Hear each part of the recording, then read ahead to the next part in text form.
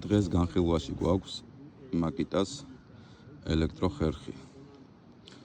მოკლედ ეს ხერხი შევიძინე 60 ლარად. მოყვება 2 ელემენტი, მოყვება 2 ცეპი. ხერხის სიგრძე არის 25 სანტიმეტრი. ამით შეშას ნამდვილად ვერ დაჭრით.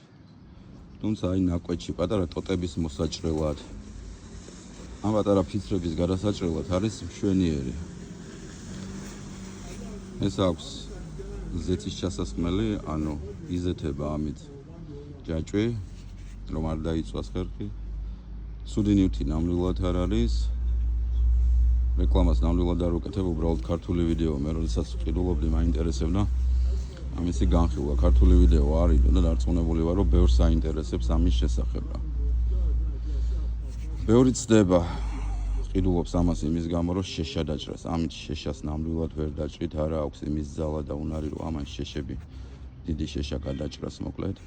მაგრამ კიდევ გავიმეორებ, რომ წვრილი ტოტებისთვის და ნაკვეთი თუ გაქვთ იქ სამუშაოთ, იდეალურია. სუდი ნამდვილად არ არის თავისუფაში. მეტი საინტერესო ვიდეოსთვის გამოიწერეთ არხი და კიდევ გვექნება სხვადასხვა ხელსაწყოების განხილვა. მადლობა.